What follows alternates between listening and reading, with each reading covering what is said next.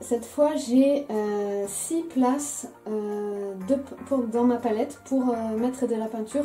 Quelles sont les 6 couleurs que je mets? Alors je me suis fait un petit récapitulatif.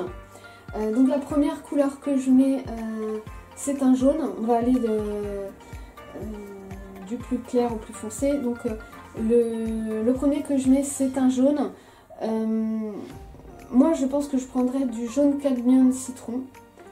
Si on veut être puriste, on peut prendre du jaune bismuth qui est un petit peu plus jaune, enfin c'est un jaune vraiment pur.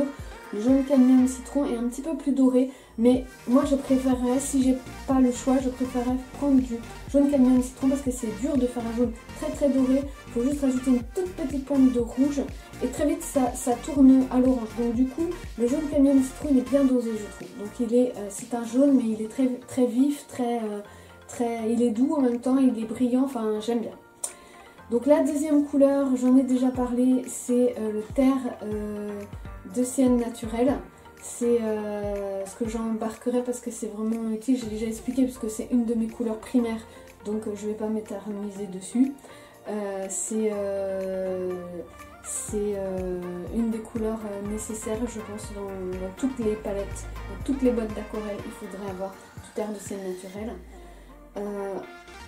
La couleur d'après, c'est une couleur qui ressemble beaucoup au terre de sienne naturelle, c'est le terre de sienne brûlé. Le terre de sienne brûlé, il est très légèrement plus rouge et un petit peu plus marron, plus foncé que le terre de sienne naturel. Ça rend vraiment bien, même en lui-même, je le prends parce que déjà ça serait un de mes... J'avais dit dans la vidéo sur les monochromes que si j'avais une seule couleur embarquée, ça serait le terre de sienne brûlé. Donc voilà, il est très bien, il permet de faire beaucoup de nuances, du foncé au clair, en fonction de si on le concentre ou si on le dilue. Donc je le prendrai. Et puis je prendrai du terre d'ombre brûlée pour faire les marrons. C'est également une couleur terre, mais beaucoup plus foncée. Donc ça serait pour faire les ombres, les marrons vraiment profonds. Donc ensuite, je prendrai, dans les rouges, je prendrai toujours mon cramoisi d'Alizarine. Alors ça, c'est vraiment un choix perso. Je pense que beaucoup de gens préféreront un rouge plus rouge. On peut prendre aussi du rouge quinacridum ou du rouge de cad, du rouge cadmium. Bon, après, c'est vraiment des questions d'habitude. Moi, je sais que j'aime beaucoup peindre avec le cramoisi d'Alizarine parce que je trouve que pur, c'est une des plus belles couleurs de la palette. C'est vrai que le rouge de cad se mélange mieux et le rouge quinacridone se mélange mieux avec les autres couleurs. Donc on sait que quand on embarque une palette restreinte comme seulement 6 couleurs par exemple, on va être obligé à un moment donné de faire des mélanges. Donc c'est vrai que le cramoisi d'Alizarine se mélange parfois un peu moins bien. Bon, moi dans ma palette, avec les couleurs que je vous ai données, il se mélange bien, il n'y a pas de souci. Mais si vous voulez rajouter d'autres couleurs, des fois le cramoisi d'Alizarine ça fait des effets qui sont un peu ternes, voilà, bon. Mais je l'emporterai quand même, moi, si c'est moi. Donc voilà, le troisième, c'est le bleu outre-mer. Je pense que ça il n'y a même pas besoin de justifier parce que c'est évident. C'est un des bleus primaires, c'est un des bleus qui peut être très foncé.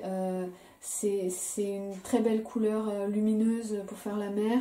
On peut faire le ciel aussi. Enfin voilà, je prendrai du bleu outre-mer. Pour faire des bleus plus clairs, des bleus plus froids, plus hivernaux, parce que le bleu outre-mer va être moins jaune, donc moins froid. Pour faire les bleus du ciel, quand le ciel est vraiment très clair, je prends du bleu céruléum. Alors, j'aime bien le bleu céruléum. Il y a une possibilité aussi de prendre du bleu manganèse. C'est un peu comme le bleu céruléum. Le bleu manganèse est peut-être un peu plus vert. Bon, pendant longtemps j'ai préféré le bleu céruléum et puis progressivement j'aime mieux le bleu manganèse. Donc en fait, bon, ça dépend. Mais là, si j'en emporte que 4, que 6, je pense que je prendrais le bleu céruléum. Ah, ben je suis déjà à mes 6. Non, mais je vais... Non, 7 même. Oh là là. Bon, je vais en prendre 8 en fait.